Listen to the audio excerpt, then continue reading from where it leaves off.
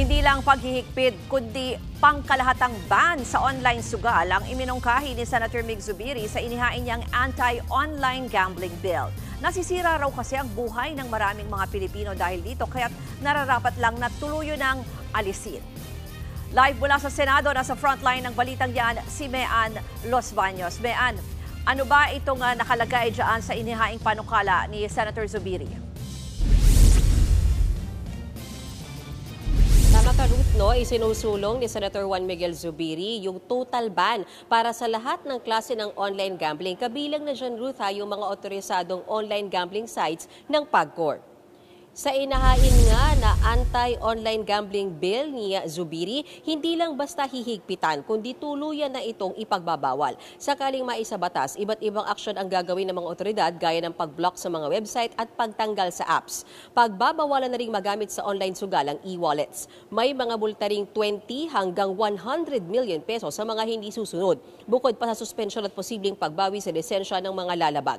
Git ni Zubiri, habang nagpapatuloy ang online gambling sa bansa, nagpapatuloy din ang bisyo na umuubos sa ipon ng mga kababayan natin at maging ang ayuda na natatanggap ng ilan ay ginagamit rin sa online sugal.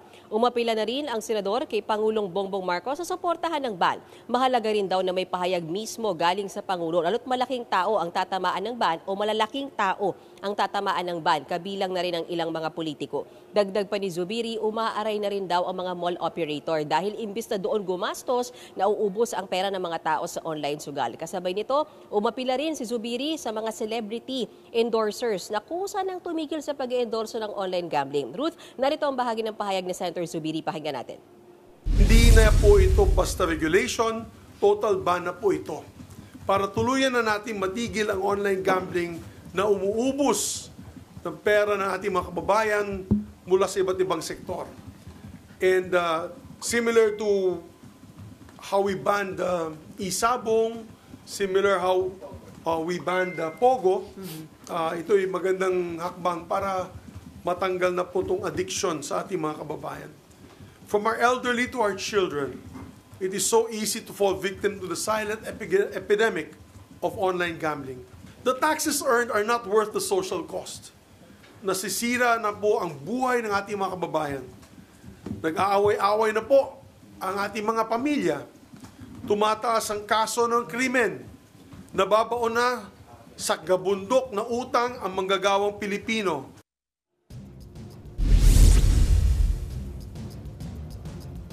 Ruth, kung matatandaan mo, nitong nakaraang linggo lang, nag-file din ng bill si Senator Gwen Gatchalian. Pero yung sa kanyang bill, hindi total ban, kundi mas istrikto lang na regulasyon para sa online gambling. Pero giit nga ni Senator Mig Zubiri, dapat total ban na. Kasi kung sakali daw na mas striktong regulasyon lang, baka makalusot pa rin, lalo na yung mga adik sa sugal na ito. Ruth.